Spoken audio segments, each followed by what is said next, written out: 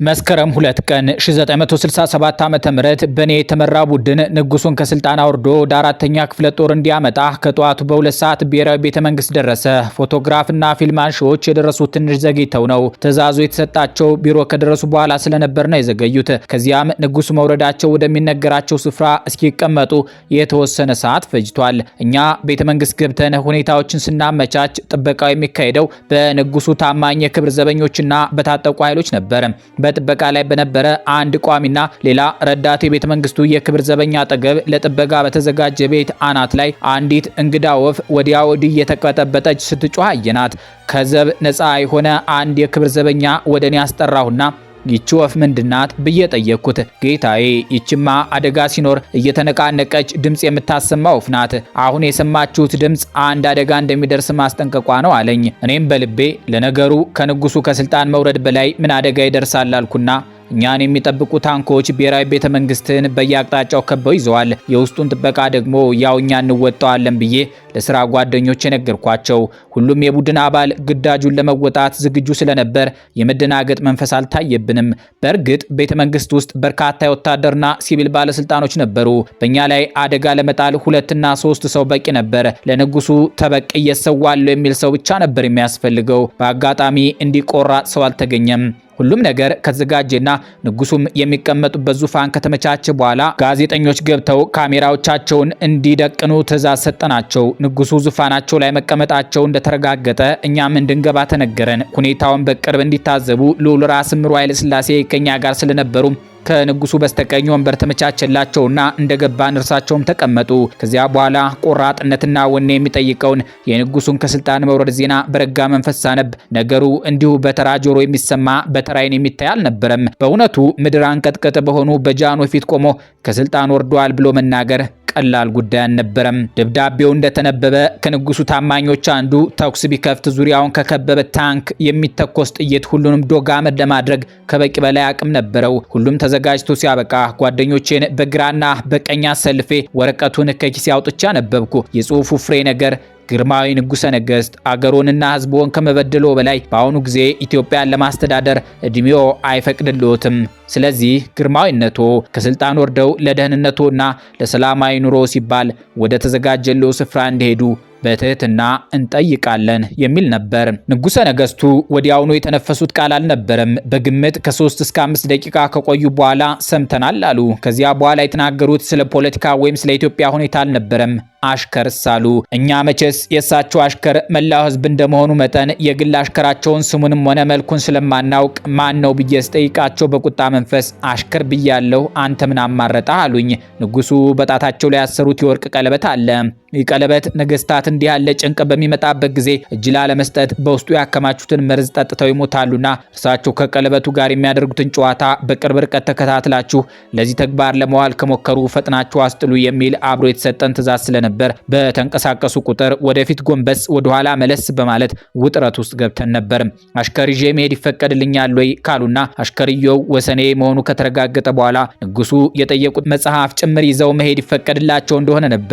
አሽከርም መጽሐፍም ይዘው ቢሄዱ የማንከለክላቸው መሆኑን አረጋግጥኩላቸው። የአሽከርና መጽሐፍ ይዞ የመሄድ ጉዳይ ድንገተኛ ጥያቄ ሲሆን መከልከል የሚቻል የነበረ ቢሆንም እንኳ ምንም ጉዳት እንደሌለው በዚህ እድሜያቸውም ረዳት እንደሚያስፈልጋቸው ስለሚታመን መከልከል አልፈለግንም። የመጨረሻ የንጉሱ ጥያቄ የነበረው ወዴት ነው የምንሄደው ያሉት ነበር። መቼም ቢሆን የጸጥታ ጉዳይ ከሁሉም ስለሚበልጥ በዚህ ጊዜ ስለሚሄዱበት ቦታ መናገር አስፈላጊ ስላልነበር ባጭሩ የመለስኩላቸው የቦታውን ስም እዚህ ነው እዚያ ነው ብዬ መናገር አልችልም። ሆኖም ግን ከአዲስ አበባ ውጭ እንደማይሆን አረጋግጥልዎታለሁ ብዬ ነበር። በዚህን ጊዜ ነበር ልዑል ራስ ምሩ አላስችል ብሏቸው ይመስላል ወደ ራሳቸው ጠርተውኝ ልጄ አብሬ ልሄድ ይችላለሁ ብለው ጠየቁኝ። ልዑል ሆይ እርስዎ በራስዎ መኪና በፈለጉበት ጊዜ መጥተው ሊያነጋግሯቸው ይችላሉ። አሁን የተሰጠን ትዕዛዝ ከንጉሱ በቀር ሌላ ሰው አብሮን እንዲመጣ አይደለምና መሄድ አይችሉም አልኳቸው። ከዚህ በኋላ ልዑል ራስ ምሩ ንጉሱን በል ምን ይደረግ ተነሳሏቸውና ንጉሱ ተነስተው መውጣት ሳይጀምሩ አንግቼ የነበረውን አውቶማቲክ ኡዚ ጠመንጃ አውርጄ አፈሙዙን በማዘግዘቅ ጣቴን ምላጩ ላይ በማድረግ ቆምኩ። ጃንሆይ ሲነሱ በቀጥታ የመጡት እኔ ወደ ቆምኩበት ቦታ ነበር። እናም ጠመንጃውን አዘግዝቀህ ያዝከው ለምንድን ነው አሉኝ። ግርማዊ ሆይ ላያያዝ እንዲመቼ ብዬ ነው አልኳቸው። ሳቃሉና እኛን ለመያዝ አሉኝ። አይ የለም ግርማዊ ሆይ ጠመንጃውን ነው አልኳቸው።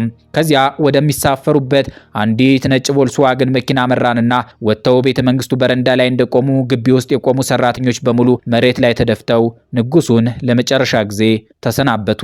የምንወዳችሁ ታዳሚዎቻችን ከዚህ በላይ የተደመጠው የዛሬ ጉዳያችን ከሆኑት ኮሎኔል ደበላ ዲንሳ የተባሉ የኢትዮጵያ የቀድሞ ባለስልጣን ማስታወሻ ላይ የተገኘ ነው። ኮሎኔል ደበላ ዲንሳ ሞቶ መኖር በተሰኘው መጽሐፋቸው ውስጥ ቀዳማዊ ኃይለ ሥላሴን መስከረም 2 ቀን 1967 ዓ.ም ከቤተ መንግስታቸው ለማስወጣት የመጨረሻ ምክንያት የሆናቸው ንጉሱ ስዊዝ ባንክ ደብቀውታል የተባለውን 1 ቢሊዮን የኢትዮጵያ ብር አላውቅም ብለው በመገገማቸው ነው ሲሉ ገልጸዋል። ቀዳማዊ ኃይለ ሥላሴን ስለ ብሩ ለመጠየቅ የተላከው የደርግ ቡድን መሪ ደግሞ ራሳቸው ደበላ ዲንሳ ነበሩ። ደበላ በተጠቀሰው መጽሐፋቸው ላይ ንጉሱን ግርማዊ ንጉሰ ነገስት ምናልባት አንድ ቀን አገሮንና ህዝቦን ችግር ቢገጥማቸው እረዳበታለሁ ብለው ካስቀመጡት ገንዘብ ውስጥ የተወሰነውን የሚረዱበት ጊዜው አሁን ስለሆነ አስተባባሪ ኮሚቴው እኛን ወክሎ ልኮናልና እንዲረዱን በትህትና እንጠይቃለን ብለው እንደለመኗቸው አትተዋል።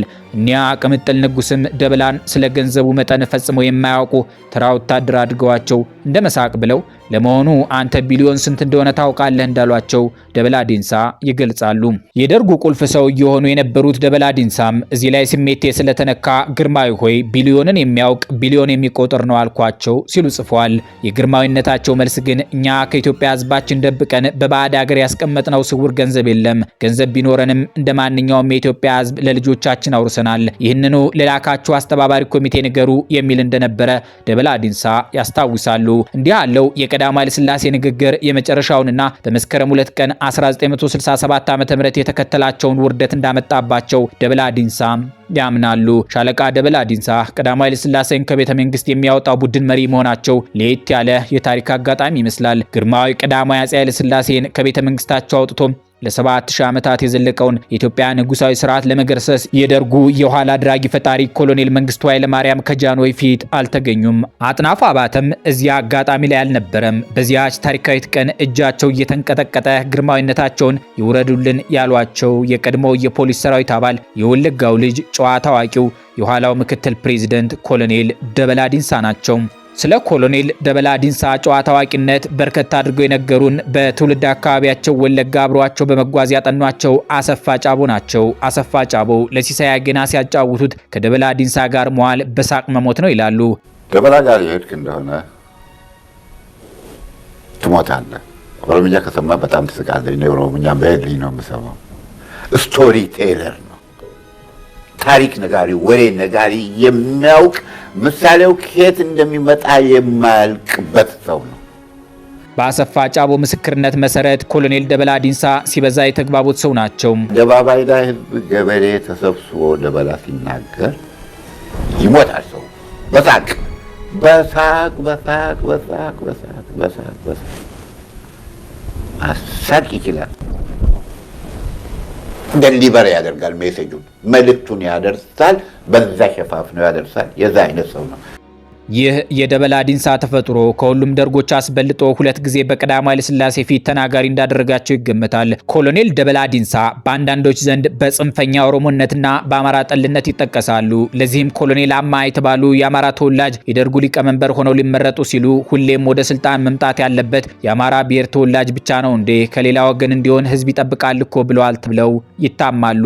አብረዋቸው በኢህአዴግ እስር ቤት ውስጥ የነበሩ አንድ ግለሰብ ደግሞ ሌፍተናንት ኮሎኔል ደበላ ዲንሳ አፍቃሪ ኦነግ እንደነበሩና በአማራም ላይ ያላግጡ እንደነበረ ለአስራት ቴሌቪዥን ተናግረዋል። ራሳቸው ኮሎኔል ደበላ ዲንሳ ግን የግል ታሪካቸውን በሰነዱበት መጽሐፍ በብሔረሰብ በኩል ከታላቁ የኦሮሞ ህዝብ ወገን ሲሆን በልጅነቴም ሆነ በእምነቴ ደግሞ የታላቆች ታላቅ የመላ ኢትዮጵያ ህዝብ የኩራት ልጅ ነኝ። መወለድ ለማንም ሰው የተፈጥሮ ህግ እንጂ በራስ ፍላጎት በምርጫ ካርድ አይወሰንም። ከየትኛውም ብሔረሰብ መወለድ ለሀገራዊና ህዝባዊ መብታችን የፍርሃትና የስጋት ምንጭ መሆን አይችልም።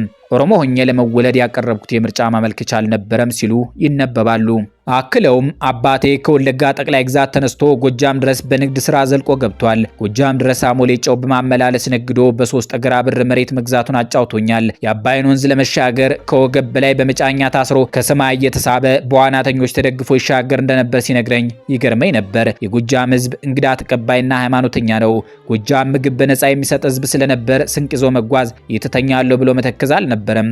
ካልጋው ወርዶ እንግዳ የሚያስተኛ ቸርና ደግ ሕዝብ መሆኑን ሲነግረኝ አባቴ አውርቶ አይጠግብም ነበር። የጎጃም ሰዎች እኔ ተወልጄ ባደግኩበት ግንቢ አውራጃ ሚስት አግብተው ርስት ገዝተው በሰላም ይኖሩ ነበር እያሉ ጽፏል። ሌፍተናንት ኮሎኔል ደበላ ዲንሳ በነሐሴ 5 ቀን 1933 ዓ.ም ከአባታቸው ዲንሳ ወጌና ከእናታቸው ኪትሌ አምበሊ በወለጋ ጠቅላይ ግዛት በግንቢ አውራጃ ሎያ ገፍሬ በሚባል የገበሬ መንደር እንደተወለዱ ራሳቸው ይገልጻሉ። ደበላ ዲንሳ በሕይወት ሳሉ 7 ልጆችና 9 የልጅ ልጆች አይተዋል። በደርግ ዘመን የኢትዮጵያ ሕዝባዊ ዴሞክራሲያዊ መንግስት ምክትል ፕሬዝዳንት ነበሩ። ደበላ ዲንሳ ቀደም ሲል የአዲስ አበባ የአብዮትና ዘመቻ አስተባባሪ ሊቀመንበር በነበሩበት ወቅት ቀይ ሽብር እንዲቆም የጠየቁ ስለመሆናቸው በቅርብ የሚያውቋቸው በሕይወት እያሉ መስክረውላቸዋል። በፖሊስ መኮንንነት የተለያዩ ኃላፊነት የነበራቸውና ከደርግ ጋር ወደ ስልጣን የመጡት ደበላ በ1981 ዓ.ም በከሸፈው የመፈንቅለ መንግስት ሙከራ ወቅት ከኮሎኔል አዲስ ተድላ ጋር በሽምግልና ወደ መከላከያ ሚኒስቴር እንደተላኩ ተጽፏል። ነገር ግን የመፈንቅለ መንግስቱ ሴራ ጠንሳሾች ያለቀለት ነገር ስለሆነ ሽምግልናና ድርድር አያስፈልግም ብለው ቀጥለውበት የሆነው ሁሉ ሆኗል። ሌፍተናንት ኮሎኔል ደበላ ዲንሳ መዝናናት እንደሚወዱ ቀልደኛ እንደሆኑና ንግግራቸው ለዛ እንደነበረው በቅርብ የሚያውቋቸው ይናገራሉ። ኮሎኔል ደበላ ዲንሳ በልብ ህመም 73 ዓመት ኖረው ታህሳስ 25 ቀን 2005 ዓ.ም ይህችን ዓለም ተሰናብቷል።